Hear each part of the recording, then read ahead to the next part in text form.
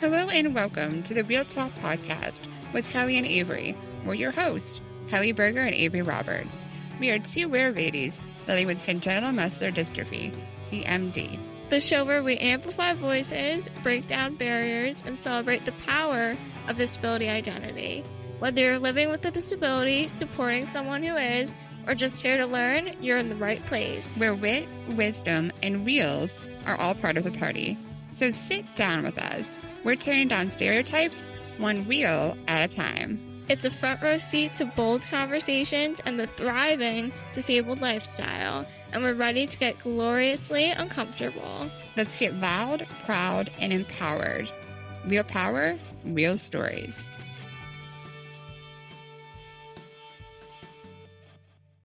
When most people hear collagen, they think face cream, beauty products, or protein powders. But for some families, collagen means muscle weakness, wheelchairs, ventilators, and answers. Today, we're talking about Collagen VI and the women behind the lab coat. We are joined by a super talented woman, someone we deeply admire, who we feel doesn't get enough recognition. She is a leading CMD researcher and continues to shape the lives of those living with CMD daily. She has a heart of gold and is truly passionate about the quality of life for CMDers and is adamant about connecting our community so that we can all better thrive in our environments with our shared lived experiences. Welcome to Real Talk, Dr. Reghan Foley. We're excited to chat about all things Call 6 with you today. Thank you, Kelly. I'm really honored by that introduction. Wow. Thank you. Of course. Dr. Foley, let's start with the basics. So collagen is a protein, but collagen 6 specifically is very much a specific type in our muscles. There's 3 genes, COL6A1, COL6A2, and COL6A3. Can you help us understand what happens when these genes mutate and why our muscles weaken as a result? Great question, Avery. Probably my favorite question. So, because it's a topic that's obviously a passionate topic of mine. So collagen 6 is a type of collagen which is particularly extracellular matrix protein. So, it's very important for skeletal muscle, but it's not only expressed as an extracellular matrix protein for skeletal muscle. It's also important for skin, for blood vessels, and also for tendons, and even the lens of the eye. So it's got multiple areas in the body where its expression is very important.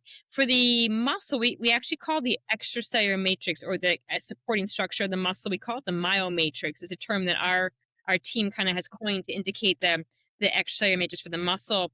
And for muscle, it's very much important kind of as a supportive type of protein supporting the muscle during contraction, but also kind of has a role in signaling as well. So it's quite complex, but most importantly, we recognize its role in supporting the muscle during contraction. And you're right. 3 different genes cause collagen VI-related muscular dystrophy. The condition, the Ullrich congenital muscular dystrophy form, was actually first described in 1930 by Professor Otto Ullrich, but it wasn't until 2001 that it was recognized that the collagen 6 genes were the genetic causation for Ullrich congenital muscular dystrophy. And then it wasn't until 1996 that it was recognized that the collagen 6 genes could also cause the Bethlem muscular dystrophy phenotype. So it was many years later they recognized the genetic cause. And it's quite complicated in terms of the molecular mechanism. So amongst those 3 genes, the COL6 alpha 1, alpha 2, and alpha 3, there can be different mutational mechanisms, meaning it could be a change in the gene, a misspelling, which is de novo, spontaneous in the person who manifests collagen VI-related dystrophy, or it could be inherited dominantly from one parent or recessively from both parents. And so the complexity really lies in interpreting the genetic testing results. Historically, it's just been a very clear clinical picture. So any physician who's exposed to reading a paper or seeing a patient and seeing a photo of patients in a textbook or meeting a patient in person will never miss a diagnosis again, especially for the Ullrich congenital muscular phenotype. But now in the age of genetic testing, patients often reach out because they have a variant from their testing, but maybe they don't have the clinical picture. So navigating all that has been really the role of neuromuscular specialists and those of us who are very much focused on congenital muscle diseases.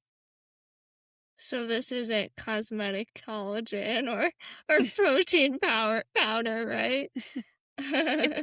Yeah, different form of collagen. And amazingly, many, many years ago, I was a neuromuscular fellow at Children's Hospital of Philadelphia during one of our first Collagen 6 weekends. Some of the individuals living with collagen 6-related dystrophy asked a wonderful question. They said, "Why can't we just inject the collagen 6 to our muscle?" Yeah. And that seems like a really logical explanation, but what's really complicated is that the collagen 6 protein is actually created from these fibroblasts of the muscle. They're called fibrodipogenic progenitor cells, or FACs. And so we have to make sure that those actual cells are the ones secreting the collagen 6, so expressed in the extracellular matrix the location needs to be. But it sounds like, why can't I just eat it or inject it? Yeah. But a little more complicated than that, exactly. So, but yeah, I would say, collagen for skincare gets a lot of attention, but I would really like to say that collagen 6 should get all the attention, because people living with collagen 6 really are amazingly impactful, right, in society. So why can't we just, flip the switch and make it collagen 6 as the most important collagen? Preach. Love that. I may be biased, a little bit biased there. Just a little bit. So you did mention, you mentioned Bethlem and Ullrich and some of those, but we wanted to highlight, I guess, that collagen 6 related dystrophies, there is a spectrum in Yes. that. So can you go through the different spectrums of that for us and what that looks like? Oh, I'd love to. So when I was first introduced to the wonderful world of collagen 6 muscular dystrophy, I was working with Dr. Carson Bonneman at Children's Hospital of Philadelphia, and most of our patients had the Ullrich congenital muscular dystrophy phenotype, where they have symptoms that are evident at birth, very, very similar to the initial description of Professor Otto Ullrich in 1930. But over time, we started seeing patients who were maybe diagnosed later, or came to see us with not diagnosed, we recognized also had collagen 6-related dystrophy, and they were not the Ullrich phenotype, and they were not the Bethlem muscular dystrophy phenotype, but really what we started calling intermediate phenotype. And so after my training at Children's Hospital of Philadelphia, I had the opportunity to train at the University College London with Francesco Montoni, and my research there and my thesis was all about studying the spectrum of phenotypes of collagen 6-related dystrophy. And we recognized there was really clearly this intermediate group, and we tried to really define that intermediate group as, what are the parameters of that intermediate group. And we realized that individuals who attain the ability to walk, but also attain the ability to jump and clear the floor, but we're not able to climb stairs. They seem to be in the intermediate group, and so we kind of focused on the intermediate group and looked at the pulmonary function over time. And lo and behold, there was also involvement of respiratory muscles and need for non-invasive ventilation, but the intermediate patients needed non-invasive ventilation in the form of BiPAP at a later age than the Ullrich patients. So we started realizing the Ullrich patients needed to be on BiPAP by around age 10, 11, whereas our intermediate patients were needing it around age 19, plus or minus a few years. And the Bethlem patients were needing non-invasive ventilation usually in adulthood, maybe 30s or 40s, but not all of them needed it. So we were able to kind of define that, yes, it's a continuum spectrum, but there are discrete, indicators of where someone would fall. And over time, actually, we worked with our colleagues in Barcelona to figure out how we can predict the future subtype, because we want to be able to tell families in clinic from an early age where they fall down the spectrum, so they can prepare themselves and make sure we optimize their care. So working with our colleagues, especially led by Dr. Dani Natera de Benito in Barcelona, we put together our data. And we actually were able to use this probabilistic approach that seems to usually predict the future phenotype. It's not perfect, but it's quite accurate. And then as at a young age, and if a child's in clinic with us and we ask the family, is your child able to arise from the floor by themselves, meaning not push off furniture or not hold on to anybody else in the family to get off the floor?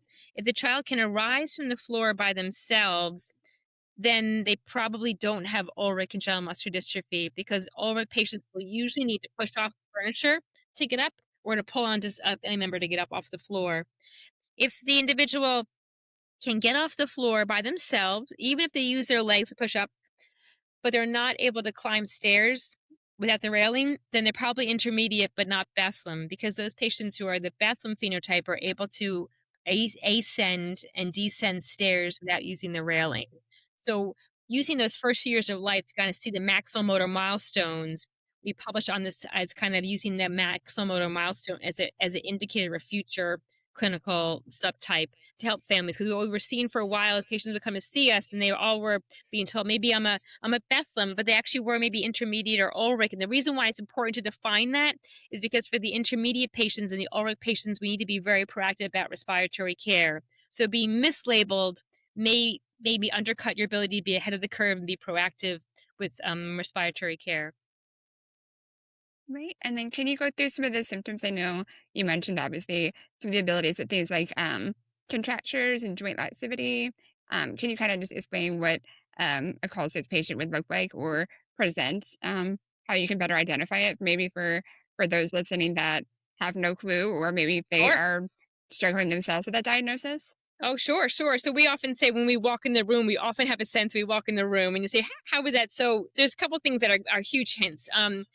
Actually, one is going to be, we'll say off the bat, and it's kind of more intangible, but it's often accurate, the sense of humor and kind of a magnetic personality where you walk in the room and the person's automatically saying, hello, how are you? Where are you from? And so interested in where you're from and hearing this and that. Or so that's like that ability to connect right away. I think, wow, this sounds like a col6 patient, but more visually when you walk in the room, often it is simple things like the face is round, and we call it almost angelic, a kind of a round like face, often rosy cheeks.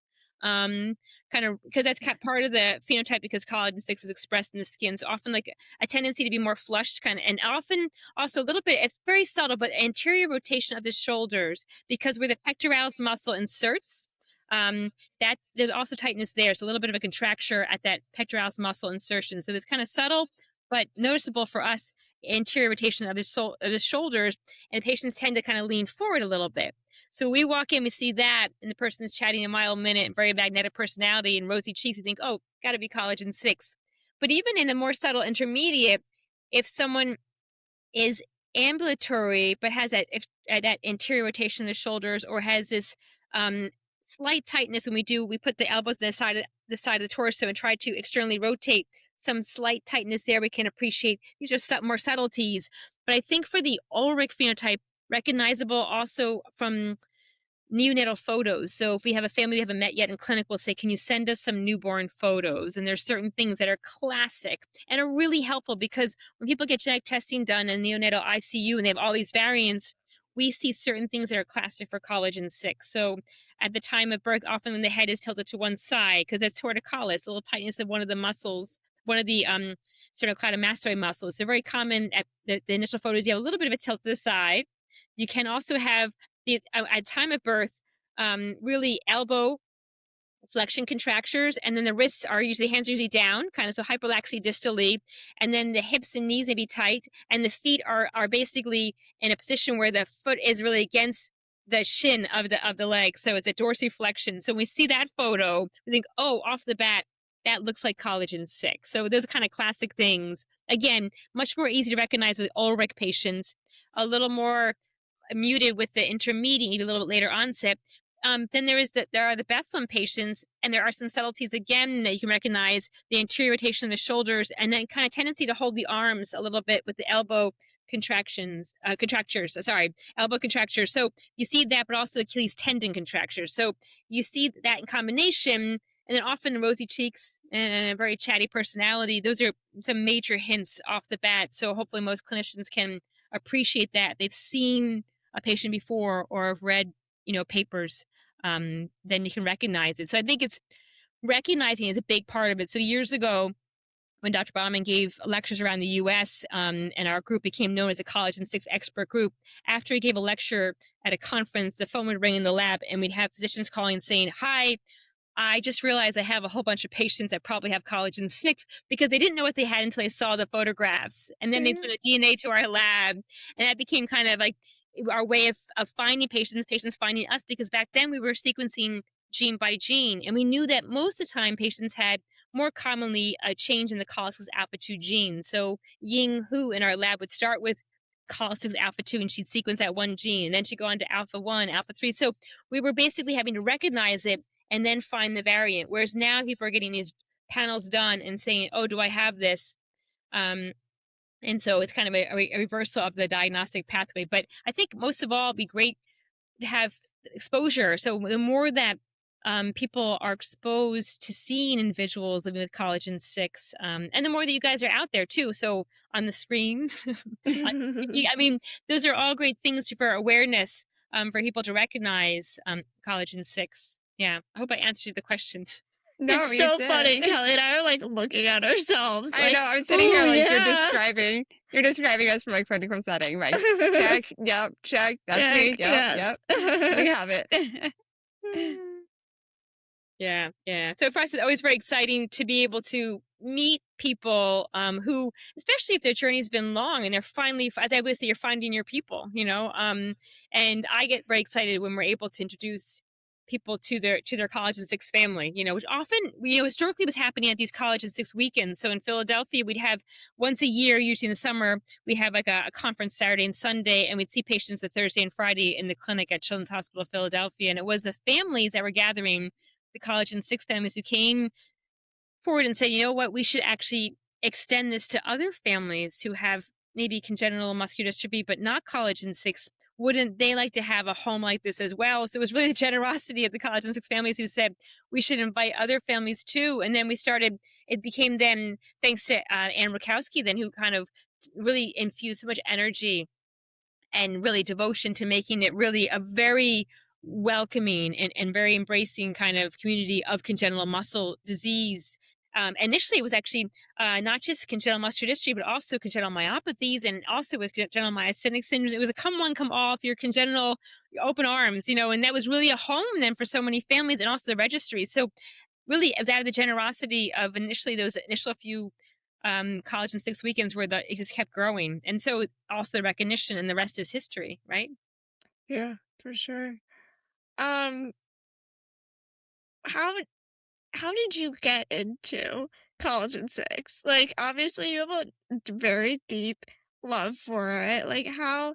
I mean, I know the story, but like for our listeners, how did you get into it? Because you're so passionate about our community, and Perfect. so yeah, if you just want to take Oh us through yeah. that. Well, gosh, no, I think Avery's laughing because I shows that I do love the community so much, because at one of our scientific and scientific and family conferences, I was chatting with Avery, and Rachel Alvarez, director of Cure CMD, came over. I said, "Excuse me, Rachel." I said, I'm chatting with my people." And she Yes. said, "Excuse me." And she said, "It's my people." That's fair point.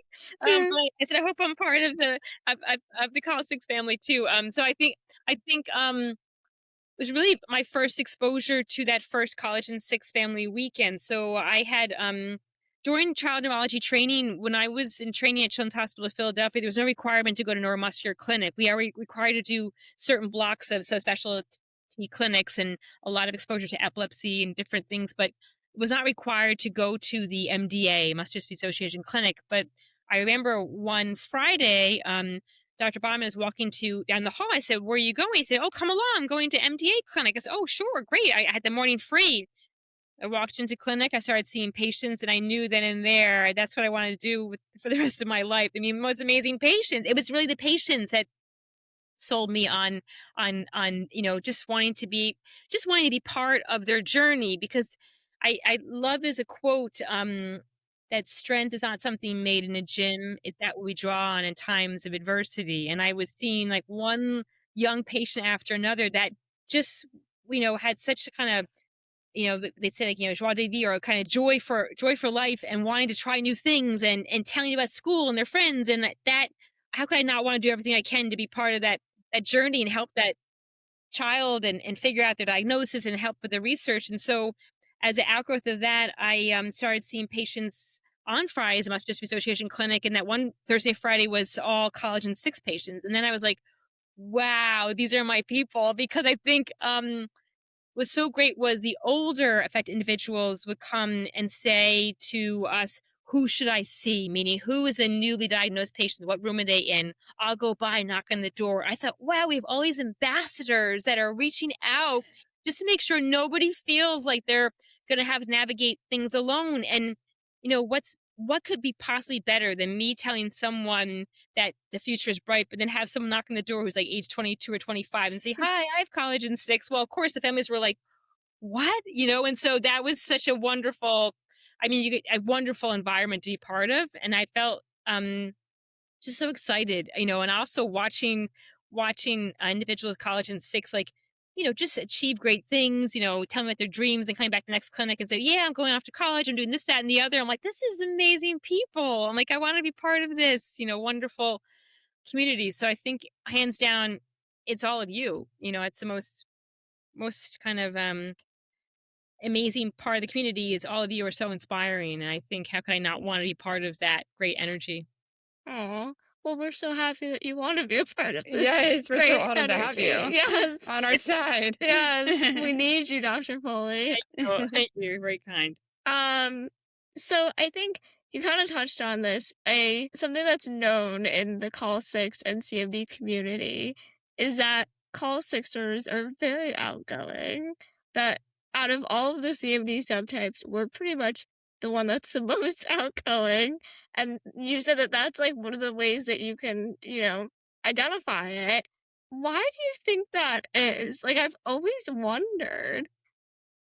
Yeah, it's uncanny because I think even years ago we were trying to figure out, like, because there are animal models of collagen six. Well, I'd say namely they're mouse models, but mice are not humans, and so we started thinking, like, why is this? What is it? And it's not just coincidence. It's not just, oh, Yeah. because they're just curious, or Like a mouse can't talk like mouse we can't can. talk. We assess that. We do know the collagen six expressed in the vessels, so that would include cerebral vessels. But what is it about the condition? We don't know. And it's interesting because, there are certain kind of intangible, but personalities that are associated with certain conditions. We don't know yet.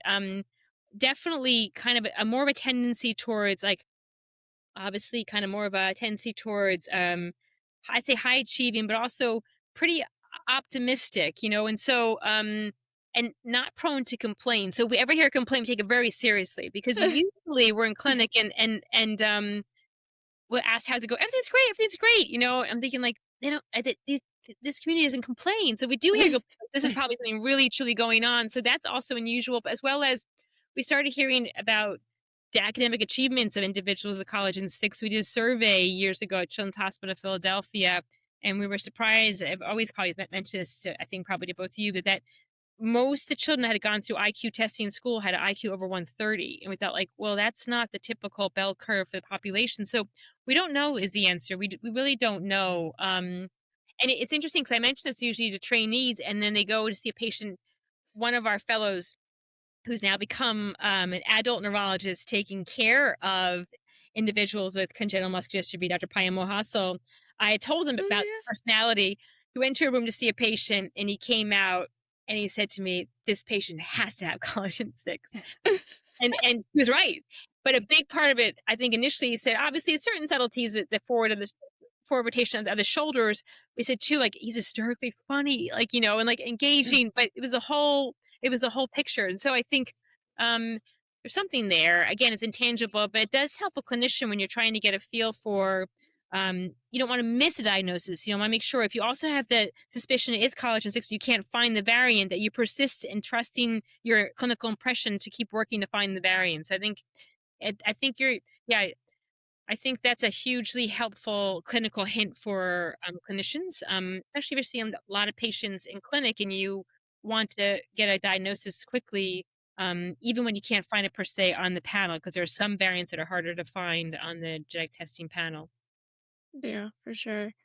For newly diagnosed families, what advice do you have for them? I think a huge part of it is community, which you're one of the very few clinicians, Dr. Foley, that not only believe that, but like it's your priority. Like, as much as like, making sure that we're healthy and stable is your priority. I feel like your top priority is also ensuring that we have our people that we can go to share resources and experiences and are connected to all of those Yeah. and connected to the community. And like, I guess my question is, like, what advice do you have for newly diagnosed families? And then also, how do you feel like more people in the clinical research space or, just in medical spaces, like, how can we get other people to be like you, Dr. Foley? Because Exactly. that's my question. Well, I think Yes. the SciFam conference, the Scientific Family Conference, is a case in point. Shows you how loved the community is by the clinicians who take care of individuals with congenital muscular dystrophy, because the clinicians who come to that conference say it's their favorite conference. It happens every other year, but it's their favorite conference because it's this great community where you get a chance to talk to your patients, and also provide updates on your research, but have this great environment. It's a very engaging environment. Yeah, I mean, I think again, it was probably just taking my cues from watching those first Collagen VI weekends, how the families really, the first thing they would do when I introduced like maybe a newly diagnosed mom and dad to patients we've been following for a few years or many years at the conference, the first thing they say, this is so and so's mom and dad, so and so's mom and dad, say, their child's how many years old. The first thing that the parents of the older child already established in the Collagen VI community, the first thing they would do always would just open their arms and embrace the other parent. It was the most beautiful thing, just open arms, just a hug, and kind of this knowing like you're not alone. And they've always told me, these are the kind of the original moms and dads, like wherever you are in the world, if you hear about a patient, like initially before we had this great connectivity and the Facebook page up and running, it was actually just exchanging phone numbers. And then, Yeah. as back then it was like Yahoo emails. So I was giving out the emails and phone numbers of other parents because they said to me, please make sure nobody feels alone. And I think when you're in person at this conference, it's so easy to do that, bringing people together. It's a little harder when you're trying to do it virtually, but obviously during COVID, we did it with, with Zoom. It was fantastic. But I think for me, when you see how important it is for the happiness and well-being of the families and how much relief they feel at meeting someone else who totally gets it, who says like, I was in your place like 5 years ago, guess what, it's going to be fine. That is so good for like holistic, like, care, and everyone is happier. And I learned so many things from individuals and their families. So I know that like the most invaluable resource you have is each other. And then the rest of us are trying to make sure we keep up with all of what you're telling us and with sharing our research. But I think it's really quite invaluable, and I think it's also a good sounding board. So if someone has a symptom that's not falling within typical, then we need to investigate that further. Or if we know we've seen it before, I'll ask people to go to the community and share that, and people can share their experience. And so, yeah, I think we want to make sure you're thriving. I always say it's so important to thrive for all of us. And the way we thrive often is because we have people who can show us the way kind of and guide us and say, oh, here's here's how I navigated college and then beyond and then driving. And that's so great. And no matter how much I may try to say to a teenager, BiPAP is your buddy, the best possible thing is having another teenager their age call them and say, hey, this is why I love it, and then it's it's easier to convince someone when someone else is already using it convinces them. So yeah, I think it's just like sharing knowledge and making sure that everyone feels they have a community which is really strong, which you do, and high achievers too. And so yeah, I think makes me so happy to watch you be there for each other and then make sure that new families are welcome. But then it's amazing to me to see within months the newly diagnosed parents will say to me, please give my number or email to the families. I don't want anyone to feel alone. I'm thinking that generosity of spirit, they've just gone through the diagnosis themselves. They want to make sure that other families reach out to them. So that's really, it's like this wave that it keeps propagating forward. So it's really this beautiful, generous community. Yeah, such a domino effect. And I think it just goes to show that, like, once you find that you're not alone, you want to ensure that others don't have to go through what you went through or to make sure that they know that they're not alone. I also think that this is a great time in the episode to give a PSA that BiPAPs are your Oh buddies. yeah. And Kelly and I are huge fans, right, Kelly? Yeah, I was just gonna say, like you mentioned things that help us thrive. Can you go into some other things that people with collagen six should have on their radar and should be doing to continue to thrive Oh yeah. besides BiPAP, Oh obviously? yes. Okay. Thank you. Yes, exactly. So, yeah. So I often, I mean, I take my cues from hearing about things that you want to achieve and then learning in real time, all from all of our collective efforts internationally. So I'd say I would start with the pulmonary function, optimizing that pulmonary function at pulmonary care, because when we get that piece of the puzzle right, I think so much of the puzzle is then right, because you're feeling better energy, you're happier, you're ventilating well, thriving, good appetite. So my BiPAP pep talk is like famous among my colleagues. Like they'll say like they need the BiPAP pep talk, but I think once we get the BiPAP optimized, that's a really key part. Then you can travel the globe. And then I've learned from my jet setting patients, actually make sure you have the BiPAP in the cabin with you. When you're in a long haul flight, you're going to want to take a nap. Most people take a nap. You should have it on, because anyone at high altitude has trouble. It's harder to breathe at high altitude. So have it with you when you're jet setting. That's a big part of it. But other things as well. I mean, I think I've learned from some of my adult patients about, just regimens, keeping the stretching part of the regimen, things that are helpful, just little tidbits, even during COVID. So a lot of young adults who were in college, and then first time, new jobs were having more work from home, obviously during COVID. We're using BiPAP more during the day. And they're telling me, wow, I feel really good. I should use it more when I'm home. Like, why not? And so, again, so we continue to learn new things. But yeah, I think overall, I would say, I think for me, a big piece of the puzzle is the pulmonary, but also knowing what to expect. Like, we do not expect cardiac involvement. So we know that. So we don't need to worry about that. But we also need to make sure we're optimizing pulmonary care, because if you don't optimize pulmonary care, you can get some heart strain, which will then normalize once you optimize pulmonary care. So making sure people know what to look out for, making sure to know who they can reach out for in the community. I mean, if you're applying for college, and we know so and so's also applying for college, and making sure via those community forums, like we're making sure families can find the Facebook, they can find each other. That's invaluable. So yeah, I hope I answered your question, Kelly. Yeah. No, you did. And also, too, I'm a big fan of Cough Assist. That had saved me with all my illnesses and stuff over the years. So definitely pro Cough Assist with that Yes, as well. That's something I I think that a lot yeah, of I people think should be more. It's, I'm sure another thing on the list every day to do, right? To just get your lungs clear and have a big stretch. But it definitely has helped me for sure over the years. So yeah, I know that's my it's PSA for thank you. BiPAP and Cough Assist. Oh, no, thank you. When it came on the scene, it was hard for us to get available. It wasn't always available. And so now it's available, thankfully. And I tell families to bring it with you when you go to the hospital, because the hospital may or may not have it available, may not have your settings. But I've always called that the miracle worker, because oftentimes it can save you from having to go to the hospital at all, because it helps you get that phlegm up before it may settle down into your lungs. And so that has been really the miracle workers. That's also, yeah.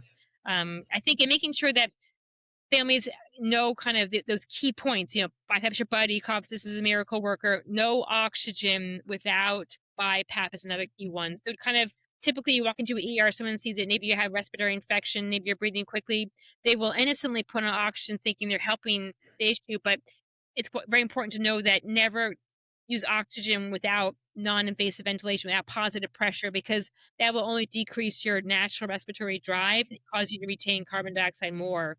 So kind of knowing that, like, always BiPAP with oxygen, never oxygen alone. So that's kind of the other public service announcement that I always make sure people know. Yes, please, everybody, listen up to that. And Yeah. yeah, we hope that saves people and helps people for sure. No, we do know that obviously collagen you mentioned is in the skin. Can you talk a little bit more about some of the different skin issues or some skin new findings that you've come across? Wow. Yeah. And this actually this area of research, as Kelly knows, is also continuing to expand. But I think in general, it's also very helpful diagnostically.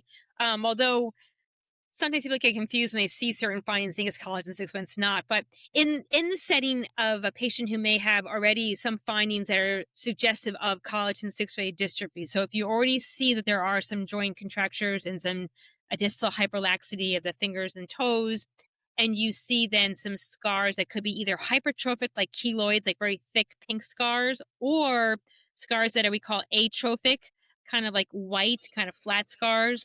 Those can be seen in collagen 6-related dystrophy in terms of scars. We also can see we call keratosis pilaris, so kind of just where the hair follicles are on the extensor surface of the upper arm and forearm, as well as in the extensor surface of the legs. Basically, little kind of punctate like red areas where the hair follicles are, that can be a sign of collagen 6. But by itself, if you have keratosis pilaris, doesn't mean you have collagen 6. So in the right setting, could be a diagnostic hint.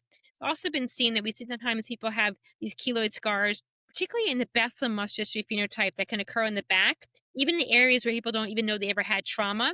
So even slight scratches can form keloids. Again, a really helpful hint diagnostically. But the overall role of collagen 6, there are some teams in terms of other possible skin manifestations. There are a few teams that we know of that are doing further research um, on the role of collagen 6 in skin and would have it manifest over time. But currently, we use the skin findings more diagnostically. We also see on the palms of the hands and the feet often a soft kind of feel on the palmar surface that can be also helpful skin finding. And then that's not to put you on the spot here. I'm gonna go off script, but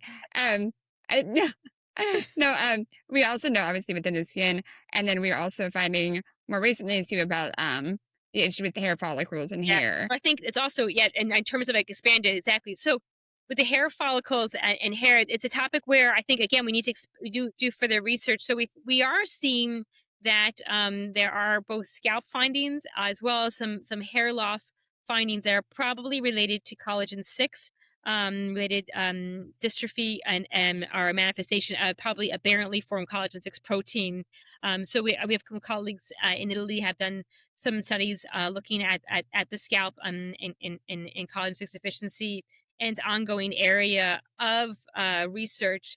And I think we were hoping to have all set up kind of another separate discussion for affected individuals to discuss and share findings, because I think we feel like we've not been asking the question enough about scalp findings and hair loss. And maybe it's more prevalent than we realize. And the more data we can gather about this and learn, the more we can give kind of across the spectrum and advice about what to look out for and how best to get ahead of the curve and different treatments, which I think two of you have also looked into, right? Oh, Yes, for yes. sure. We're on it. Stay tuned. Right, more to come. Yeah. Important topic. I think one we don't ask enough Yes. about. Again, so we don't know what to ask sometimes because there are different manifestations, right? And different organ systems. And this has actually kind of been a big, really highlighted issue in the neuromuscular field in general, to make sure when we do natural history studies that we gather data on everything, whether we think it's related, not related, or we should investigate. But this is clearly an area where we have not done enough investigating and research and is related and important. So I think hopefully part of our ongoing natural history effort is to gather more information and understand it better, as well Yeah, as for sure. treatments, of course, as always. Yes. As we know, Dr. Foley, language matters a lot, and it really changes the way people think about families, about, you know, patients, how the patients see themselves as well, and research. There are two frameworks often used, the medical model and the social model. And for those who don't know, the medical model focuses on diagnosing, treating, quote unquote, fixing, um, a condition. And it really just centers the disease itself. And then in contrast, the social model emphasizes the environment, the environmental barriers that make life more challenging. And so it's not the disease alone that limits people, but it's more the way the world is built. Um, and so, with that in mind, Dr. Foley, how do you see these models shaping both research priorities and the way communities are engaged around Call 6? Yeah, no, great question, Avery. Wow. So I think fortunately, even from the regulatory perspective, there's much higher recognition that patient-reported outcomes are really pivotal to understanding if a therapy has an important response. So if we're measuring certain things that aren't important to the patient and their quality of life, then maybe we didn't make an impact to, that's even relevant. And so a lot of our efforts have looked at really first making sure we understand the condition and what's important to the patient community in terms of improvements that would be important for them and for for the community for everyone to, in terms of a metric which would be uh, significant in terms of function, quality of life, um, from the patient perspective. So on that kind of same vein of thought, we've often used certain validate scales for motor function, but that alone may not be relevant if what the patient wants to accomplish in their day-to-day activities. And so now we've tried to anchor at any change in a motor scale to also what a patient reports as being a clinically important difference. And so we have now what's called MCID, minimally clinically important difference. So this amount of change on the scale is actually important to the patient. So what is that change that's going to be important? Otherwise, maybe it's not a drug may not be or a therapy may not be making an appreciable difference for the patient, and that's important because it can be often looking at other outcomes, whether it be expression on skin or muscle or other markers, may not be relevant to what the patient needs. And I think to your point, Ava, I think also it's really important that we look at what the goal is for individuals, because just because there may be a therapy, it doesn't mean that everyone's going to want to try that therapy, because there's always so many things to keep in mind. It's like, is it safe? Is something that's going to, make an effect that is appreciable effect? And so I think also knowing that maybe some people don't want to try that therapy is totally obviously fine. And so it's always about making sure we can, I like to say, tune in the radio dial, kind of more of old fashioned, like, manually tuning to where someone is. And then I think I like that because I feel like when you tune in a radio dial, it's the old fashioned way, you're trying to find good reception and you're listening really carefully to the new station, And so I often say to individuals I see in clinic, like, the radio dial is tuned into you, you're on the air, and I want to hear where they are at, like, emotionally, socially, what their goals are. And so that's also feeds into how we're optimizing quality of life and goals. And if there's a therapy coming down the road, what's the best timing for that? Or do they want to wait until the first cohort goes and maybe try it then, or they have upcoming surgery? But making sure all that's acknowledged, because collagen 6 is just one part of someone's life. It doesn't define them. It's just one part of their often super active and social life that we're always like, wow, our patients are doing so much, it's like amazing. So I think making sure we recognize, where are you at? What are your goals? What do you want to know? Make sure we don't abandon the goal of optimizing care while we're searching for treatments. And so I think, yes, I think for me, it's basically tuning in, listening, and also making sure we don't forget things like, sometimes in life there could be anxiety around different stages of life, and that also should take into account. I think we're recognizing much more as a neuromuscular field, like, are we asking the question enough? Are we also making sure people realize it's so normal to feel anxious? Like, everyone feels anxious, like we all do. And if you do feel anxious about this, that, the other, we can address that as well as being part of holistic care, making sure you're happy and thriving. So making sure there's also that kind of on the air kind of analogy where, like, everything's safe to share. Like, we want to hear how you're doing. We want to know so we can make sure that we're helping to support you be your best and feel your best and do great things. Because we can. I think a lot of people don't think that we can live, full and rich and fruitful lives, but we definitely can. And then some. I took And words that's out. No, took words out of my mouth, because I feel like you I think the bottom line is, I always tell parents this too, like, expect to be surprised. Like, you may envision something for your child that was just diagnosed, but expect to be blown away. Expect to be blown away. Like, that is the expectation. You're gonna be blown away, and you're gonna come back and say, like, I'm just, like, in awe of and that's what happens. I think parents go from, oh my gosh, we're diagnosed, to, oh my gosh, my child's amazing. Like, they're like, he or she's the little mayor in their class, and they're doing this, that, and the other, and, like, the star student. And then there's less a focus of when's that drug and more a focus on making sure we can keep up with this individual is so amazing.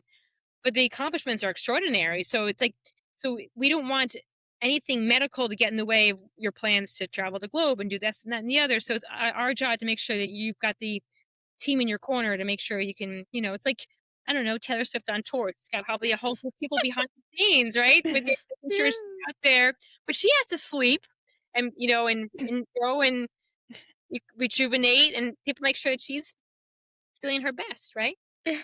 Yeah, it's the difference between the here and now and the future. So for sure.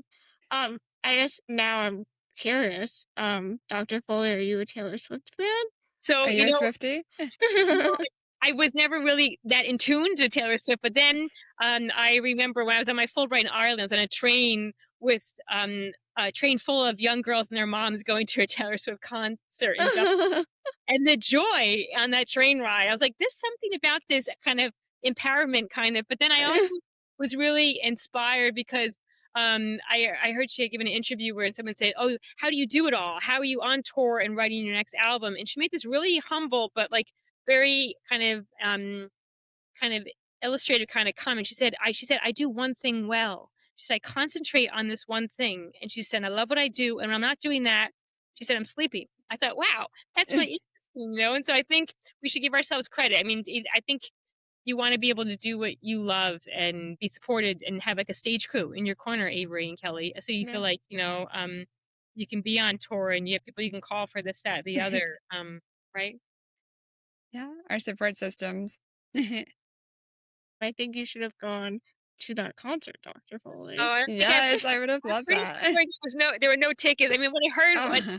what I had heard after the concert was all these people who wanted to go, who were in the parking lot, like, Yeah. But I don't know. Did either of you go to any of her concerts? No? I did. I got to go to one. Yes. Can't believe I got a ticket, but yes, it was pretty, powerful. Amazing concert for sure. I like the empowerment kind of message. Yes, she is. Important. Yes, Right? she's doing it. Yeah. I love it.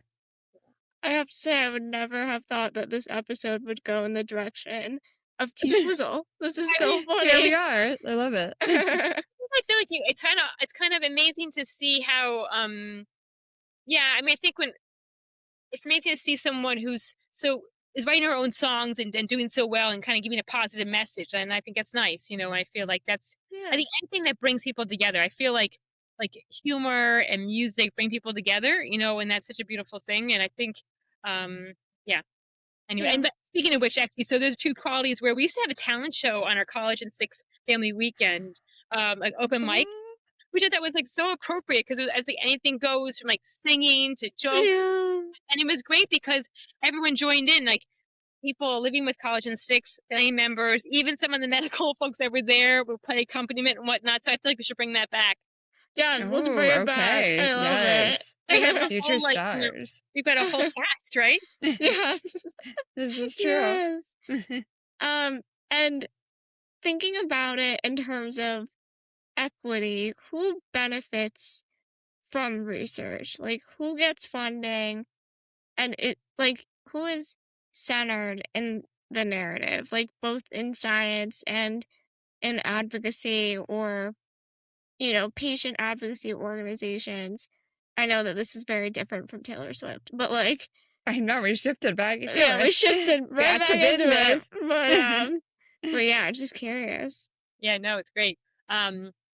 I think it's a hugely important question. So I think what for the Collagen VI community, it's benefiting from as always, wonderful collaboration. So it's never been elbows out like I'm doing my own thing at all. It's been very closely collaborative, and over time with connectivity, and I think during COVID, the ability to hop on a Zoom call, realizing you can talk to your colleagues so easily, readily on a video call.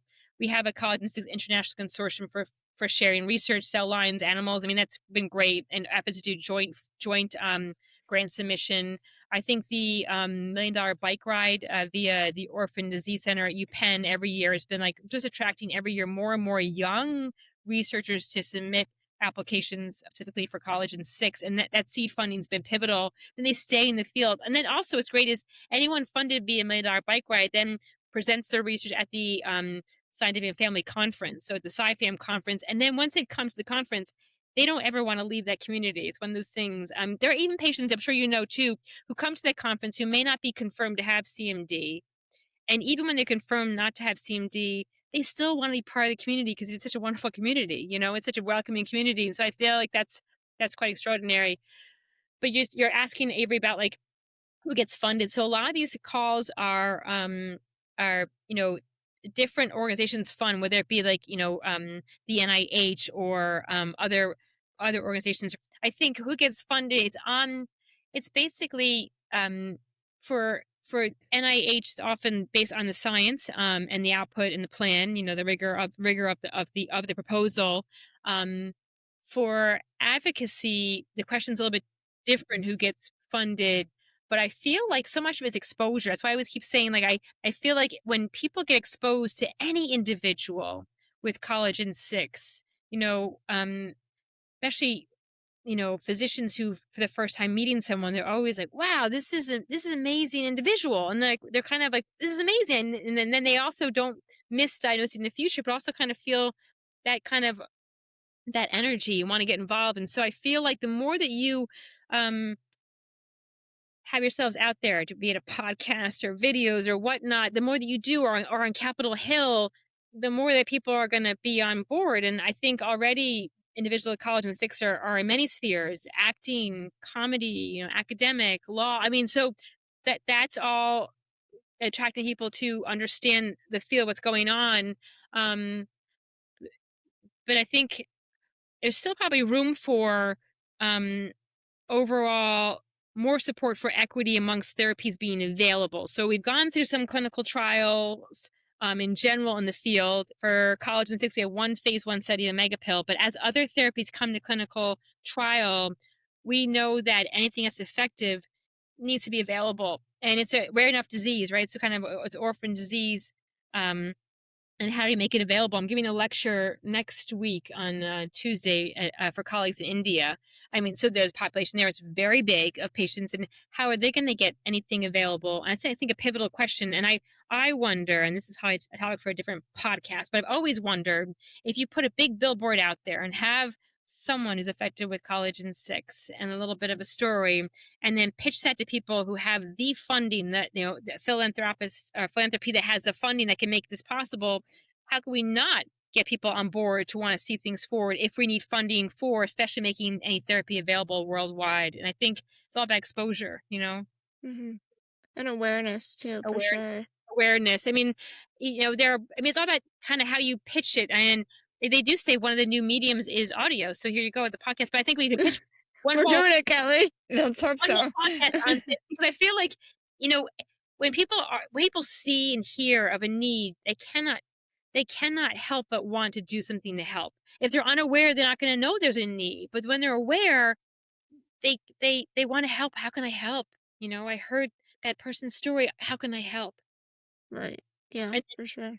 making sure also people in government also are aware too. So, Yes, people in power, for sure. Yeah.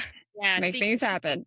speaking truth to power, making sure that they understand, what the needs are, where we need to go, and making things available. Yeah, really humanize it for them, for sure. And then also, I'm sure that a lot of our listeners are going to have this question, like, if families or, individuals wanted to support research, whether it be actually donating samples, or, the registry, or, financially, how can people get involved in that way?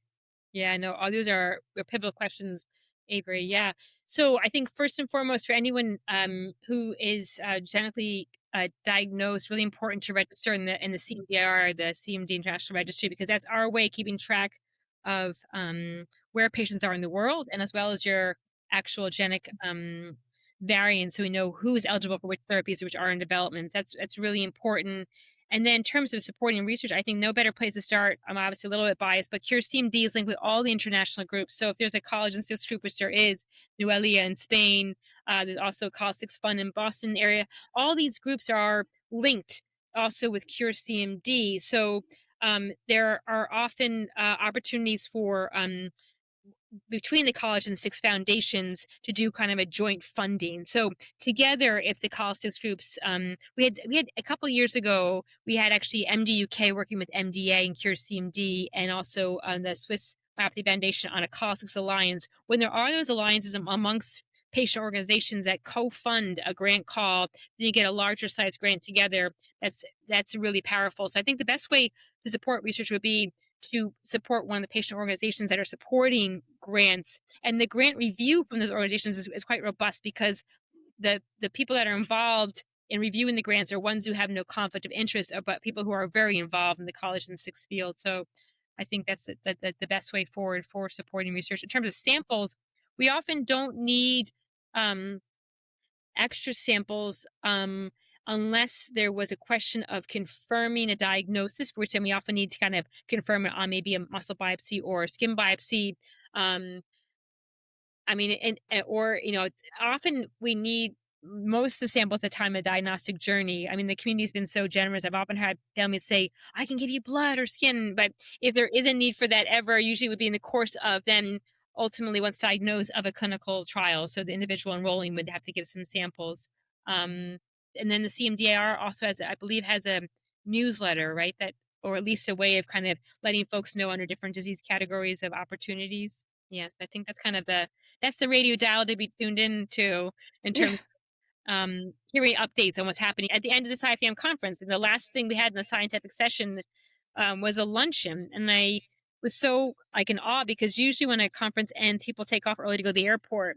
We had that luncheon. People hung out after lunch and were still collaborating on projects, and that says so much about that, that wonderful environment to collaborate, with each other, and people keep wanting to come back. Well, we loved talking, obviously, diving deep into call-6 and the medical components and complexities that are there. We want to shift back to some more lighthearted fun and do a rapid fire with you. Are you ready, Dr. Foley? I hope so. Okay, we'll start with a very easy, basic question. What is your favorite color? Favorite color is actually green. These are my green days, as my colleagues like to know. I like green. Why is it my green days? Actually, a couple of reasons. Actually, one, as you know, Muscular Dystrophy Association usually has a campaign during March with shamrocks. The green, yeah. So I do like green for that reason. It's also the month of St. Patrick's Day, so I'm a little bit biased. So I do like green. So I was sharing before that I like these green folders. You feel like go, So yeah, I like green. I like all colors. I mean, I think but I think probably a little biased towards green.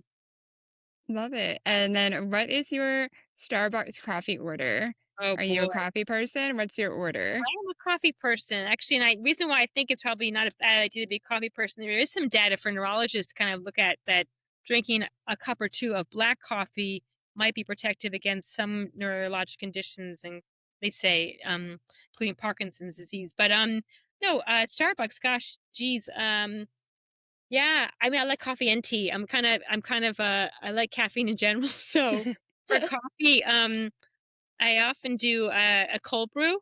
Okay, nice. Cold brew. Yeah. Anything in it? Just are there special creams or Actually, flavors?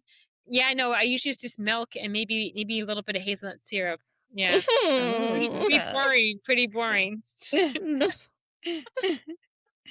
Love it. And then, when you're not in the lab, what is your favorite thing to do to unwind? It's a great question. What do you do to relax? Well, actually, this is one thing that I do almost on a daily basis to relax. That I'm going to credit wonderful Dr. Ann Connolly, who is chair of neurology at Nationwide Children's Hospital. A few years ago, we were at the myology teaching course at Ohio State, and she made everyone go around the table and say one fun fact about themselves that had nothing to do with medicine. And out of that conversation came the discussion about how much she loves this bird app called Merlin, Merlin. Cornell University is a bird app.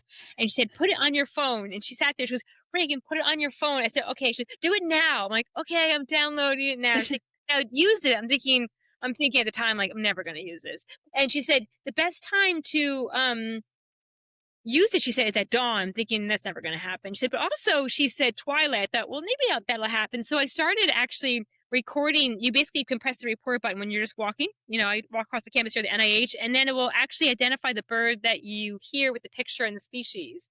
And you can save your recordings. And wherever you travel around the world, you hear a bird, you turn on the app, it tells you what bird it is. And so now I've become, according to my colleagues and my friends and family, a bird person. A birder. You're a birder. The bird lady. I'll tell you, you know what? Once you start listening to birds, then you really appreciate them. And no matter what's happening in the world, geopolitically or weather-wise, the birds never stop singing. And so then when you are tuned to hearing them, it makes you realize the birds will always be singing, as long as we still have our hearing. Thank God we can appreciate them. But the app always works. So even if you don't have hearing and you're hearing impaired, we put the app on, it will also identify the birds that are singing outside. So anyway, the app is amazing. So that's my kind of fun fact that I do that like on a daily basis now, and I've convinced my team to download the Merlin app. Thanks to Ann Connolly, it just brings like joy to the day. I know I never thought I'd be a bird person, but there you have it. I love it. That was so unexpected. I love it. And I love that Ann Connolly of all people got you on it. That's Yes. so awesome. It's wonderful. But I think she recognized too how much peace it brings, because then you just appreciate it's just so simple. And then So simple. I can't tell you how many people I've told them at this app, and people of all ages love it. Anyway, so it's put together by Cornell University. But anyway, the Merlin, Merlim. Yeah, big fan. Okay, we will link it in the show notes so we can start a whole command on birding people. So relaxing. I know, you just appreciate. Then actually, the thing is, you can actually look in the tree, and you see the bird in the tree that you see on the app, the picture, and then you can actually point out the birds, and you feel like a pro. It's really quite remarkable. Anyway, it's fun. That's awesome. Yeah. All right. Do you have a guilty pleasure show or movie that you watch regularly? Well, I'm going to say I'm very biased, but it's now off the air, but I loved Ordinary Joe because one of our community members. So I was watching that show, literally standing up in front of the TV. I was so excited. So, because also all the press about that show, it said that the star of the show was our Collagen VI community member. And during interviews, I was so proud, talked about Collagen VI and the Cure CMD community. I thought, what a platform. NBC, primetime show that's starring someone with Collagen VI. Well, now the caveat is on the show, I think they wrote him as having spinal muscular atrophy, but we're getting there. I think we're almost there. almost there, but probably that was my favorite. I'm sorry the show wasn't continued, but I'm looking forward to seeing more individuals with Collagen VI on the screen, and the big screen. We've had some on the big screen, and also on Netflix. Not to call out anybody, but we have some very famous people in the community. Yes, we do. I love to see it. Dr. Foley, do you have a favorite movie? Favorite movie? That's a great question. I probably have a lot of favorite movies. Yeah, I mean, I think, let's see, I think I would say up there is It's Wonderful Life. It's about how one person's life touches so many. Yeah, I like that one. And also what's amazing about that story is it wasn't even a success when it came out, that movie. It wasn't a success at all, but years later when the copyright, I guess, ran out, it started being played on TV, and that's become this like favorite holiday movie. But I think it teaches you that everyone's life touches so many, so probably that's one of my favorites. Yeah.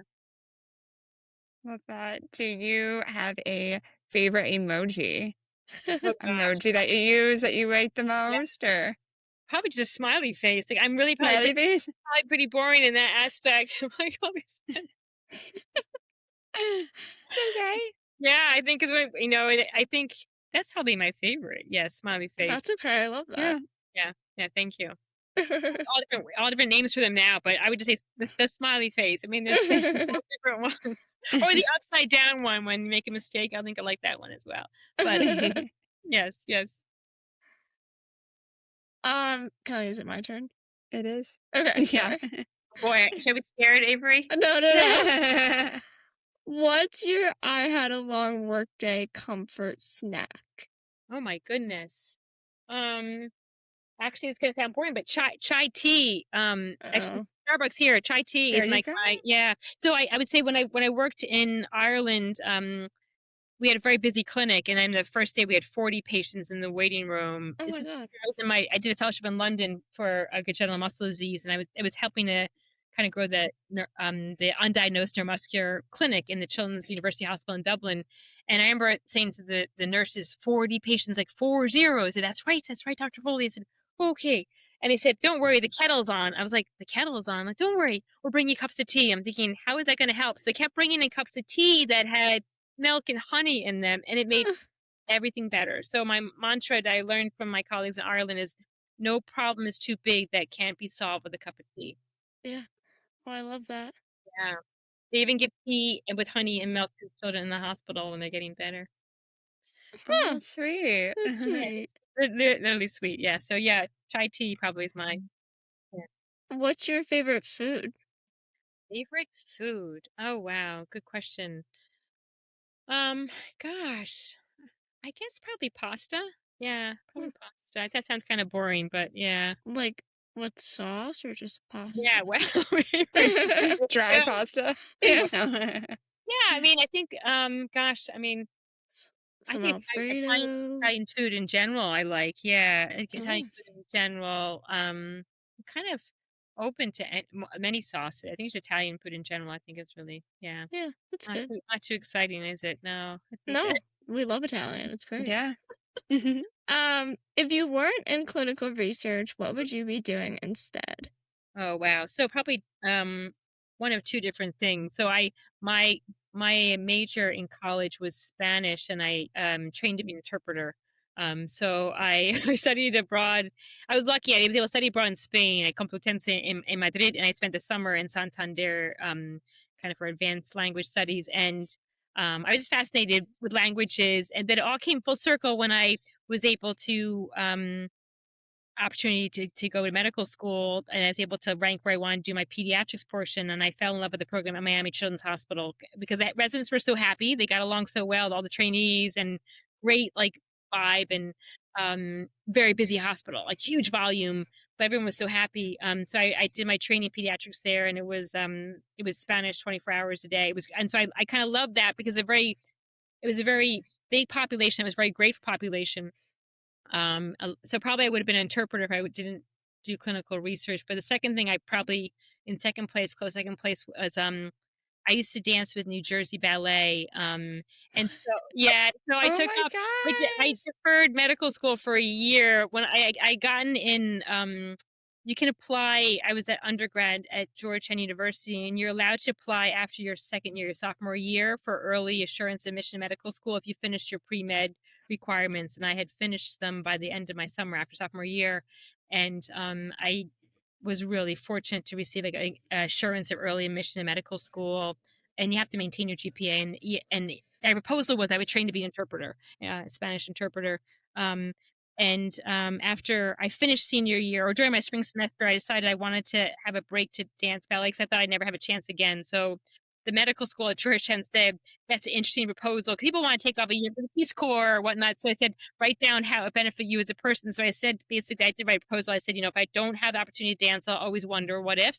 And if I do, I'll come ready to start my training. I won't look back. And so they gave me the chance. I was both dancing as well as teaching. So actually, that's part of all was teaching little girls from ages of like 3 through 13 ballet. So I felt like probably 1 or 2 or 3 of them probably go on and maybe be professionals. And so at the end of that year, a lot of my colleagues who performed with me who were Russian said, "Don't stop." And I thought, well, I'm not sure how I'll keep it up. So I did have to hang up my ballet slippers at the end of my year. Oh, we'll bring them back. Wow. I know. I At the talent show. at the the talent conference. show, yes. Wow, what can't you do, Dr. Foley? No, I know. Kelly, we're did you see my well-trained. face? I was like, I Well, that's know. what I can't do. So here's the thing, and because clearly a lot of things I can't do well. One of them is running. So when I was a fellow with Jessica Montoni in London, one of the families who have a son with Collagen VI-related dystrophy wanted to have a group run the Great North Run in the UK, and they asked for Professor Montoni, because he's a runner, and he said, unfortunately, I'm out of town that weekend. But he turned to me at this family conference and said, "But I'm sure Reghan would love to join your running team." And I had brought my ballet slippers to London, but I didn't have any running shoes. They call them runners in the UK. So I had to buy a pair of runners. I was part of a team of 30 runners running for the Collagen VI team. And the family made a shirt for me and had their son's name on it. Afterwards, it was like parentheses S Hope. So I was like his hope. I'm thinking, I thought if I die running this, that's not going to be good at all. So I trained for this half marathon after I bought the running shoes. And my whole office in London of fellows were laughing so hard. They made me a schedule of how much I should run each week and whatnot. oh my God. And made me run I had like back then it was like the heart monitor they didn't have the technology was not as advanced for tracking your heart rate when you're running. So you had to wear like a heart monitor strapped onto your chest and whatnot. So I had, anyway. Oh my God. So I'm not a good runner. So basically I finished it, but my time was like, crazy.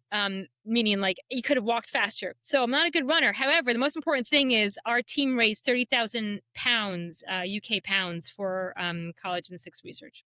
Wow. It's the Collagen VI Alliance, exactly. And my main goal was just to make sure I survived running it. Well, yeah, that's all that matters. Wow. Yeah. What? Not good at running. No, okay. That's okay.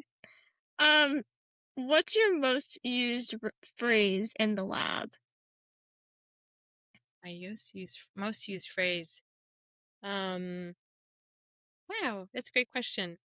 Um, I don't know. I mean, I hope people would say like, "Wow, great job." I try to make sure people know that when they're doing, or I hope people would say great job or thanks a million. I hope people, because I think it's so important for morale that everyone knows how appreciated they are. I mean, everyone brings something. It's like building a sandcastle. We all need everybody's hands to help build something together. So I hope people would say that. I don't know. I mean, probably you know if you recorded me, I think I might be embarrassed to hear a lot of ums and but I hope it. Great job and thanks a million. I hope. Yeah. I hope Aw, so. I hope so. I'm sure it is. What's something people are surprised to learn about you? Probably the bird app on my phone. Yeah, I've learned a lot today. Yes. Probably. I thought I knew you really well, Dr. Foley, and I'm like, I'm Bird gonna app, be thinking about this later. the bird app thing is new, but I'll tell you, like how much joy it's brought myself and my colleagues and my friends, and a lot of my colleagues, their kids love it too, but they put bird app on, so I feel like it's been like this gift of joy that I thank Dr. Ann Connolly for. So that's probably one of the things. Yeah. Yeah. Do you have a dream dinner guest? A dream dinner guest. Like, do you have like a favorite celebrity? Oh, that's going to be my Collagen VI family. Oh, all of us? All be together. Every single Wow. one. I love it. We do like a communal, like virtual, right? Yeah. It's fun if everyone put their cameras on, right? That would be So much fun. It's been so rewarding, I would say, through the years, knowing that I've been able to connect people who are the same age or stage, in similar interests, and knowing that connection's happening has been incredibly rewarding. Yeah. Yeah. Probably one of the most important things I think we get able to do as physicians is to make sure that you are thriving, and that's a big piece of it is making sure you've met each other. I mean, when I was in the UK as a fellow with Francesca Montoni, I recommended we have a CMD family day, and one of my colleagues wasn't so sure how it was gonna work, and I said we just get everybody to gather together. We pick some spot on a Saturday and we just gather together. And she said, "How's it gonna work?" I said, "Just wait and see." Yeah. And I think they were just teasing me. Some of my colleagues like, "Oh, you're so raw American," I'm like, "Okay, maybe, Oh. but let's just wait and see." And we gathered together. It was at a hotel in Watford outside of London, and not sure I had to do much there. I just kind of stand back and watch everybody meet each other. Of course, we gave lectures and updates about the research and whatnot, but watching everybody in the same room meet each other was amazing. Yeah. Yeah, it's amazing. That's incredible. Wow. As we start to wrap up here, we want to hear what your willpower moment is. So at the end of every episode, we ask our guests, is there a moment that reminds you that your work really matters? So what's your willpower moment, Dr. Foley? Willpower moment that reminds me that my work really matters. I think I would say, I'm going to bring my prop here. Every time I learn something amazing from the patient community, that sticks with me as like something that I also can like share with those I'm training too, and make sure that people are aware. Like I know one of our community members, Simon Cantos, used to wear a shirt that's I have a picture of him wearing a disable, and he has DIS crossed out, right? So I think like and he used to always show up for our College 6 events and then talk to all the newly diagnosed families or anyone want to talk about fixing their car for driving. And like I think the best way to honor his legacy is make sure that we keep that alive, that spirit of like making sure everyone knows what's possible, right? What is possible. Like he never made anyone think or worry about the future because he had such great history to tell us about all the things that he's done, like and he was just such great, again, like that, like palpable, almost like joy. It was just amazing to have him in the room, right? And so I think taking what I've learned from individuals in the community and sharing with others has been that willpower moment. And another patient in our community or individual living with individual living with collagen 6 is one part of that person's life, and not obviously the one aspect. I posted this online. If there's a will, there's a way. So I hung this up all over our team's office. I love it. I think, I mean, I obviously, like, so it's off the, uh, the saying, if there's a will, there's a way. But I think this is the best thing that people recognize. I mean, when we had years ago, we used to have these the CMD common outcome measures every summer at the NIH study, and we pick out a restaurant to go to on the Saturday night, and that was always kind of figuring out where can we go, where can accommodate a big number of people, and is accessible. And I feel like that's a really important exercise, the kind of exercise you should almost ask people, like, in speaking truth to power, people in Congress, like, you want to go to dinner tonight, make sure it's accessible. And see where you want to go, is it accessible? I think if you tell people those things and you challenge them, so I think, like, through your podcast, if you kind of make people think, about things that they don't think about, or going to the metro, is that accessible? Is it accessible? And tell them, can you get there on that stop? Can I get off at that stop? Can you, and then people stop and think. And so I think when people are touched by meeting someone and then learn more about, like, kind of, you want to kind of, the kind of message, come follow me, like, see all that I've done, but, like, if there's a wheel, there's a way. But I also need, the things that you navigate every single day that I'm even thinking about. But then if they recognize that, then how could they not but be on board, Yeah, for sure. And I know that Simon is watching over all of us, and we miss him a lot, right, Kelly? Absolutely. We Yes. do. We do. I'm also got to Very give a much shout out to Brad. Yeah. Yeah. He's also watching over us. He was always asking me how I was doing. I'm like, gee, Brad, like, really, how are you doing? I'm like, how am I doing? Like, you. I'm your doctor. How are you? We've so moved. Also Brian Ramirez from New York, who also got a chance to know some other folks in the community. They're all watching over us, and I know they wouldn't want us to stop pushing progress forward and to stop what they were a big part of, which is, like, making sure everyone felt welcome. They wouldn't want us to stop that. I know that. Like, they want to make sure everyone feels welcome, like, really welcomed. Is really important, that nobody feels alone. Yeah. I think that's a perfect way to wrap up this episode. For our listeners, if you want to make a difference in the lives of those living with Col6, you can support rare disease research, kind of like Dr. Foley mentioned, and then also amplify and celebrate, all the scientists, clinicians, researchers in your life. They're doing such incredible work. And don't get enough recognition. So, Dr. Foley, thank you so much again for sharing your knowledge, your experience, and just your heart with us today. The families who, finally got a name for what's happening, or the patients that finally got a label in a way, the women in science who are breaking barriers, and just the accurate, like, understanding you bring to the community. It all comes together because of your dedication. And obviously it's clear that Collagen 6 does not erase wrinkles. It's just, but understanding it has helped rewrite lives.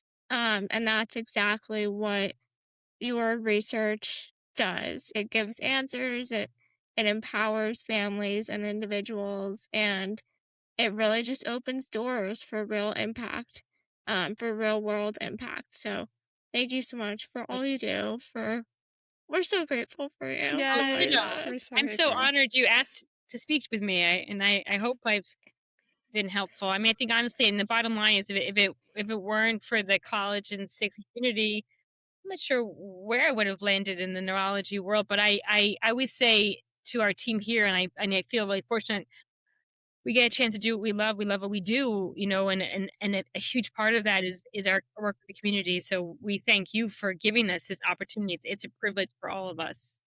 Of course. You would be out watching birds right now. Exactly. I love it. Thank you so much for tuning in to this inclusive space where disability radiates and every listen helps amplify disabled voices that deserve to be heard. We're so grateful you're on this journey with us. We share real stories, honest conversations, and expert insights that challenge misconceptions. Because disability doesn't define us, it's just a different way of experiencing the world. Your support keeps this beautifully disabled, slightly chaotic show rolling. You are truly the real MVPs. We have power, real stories.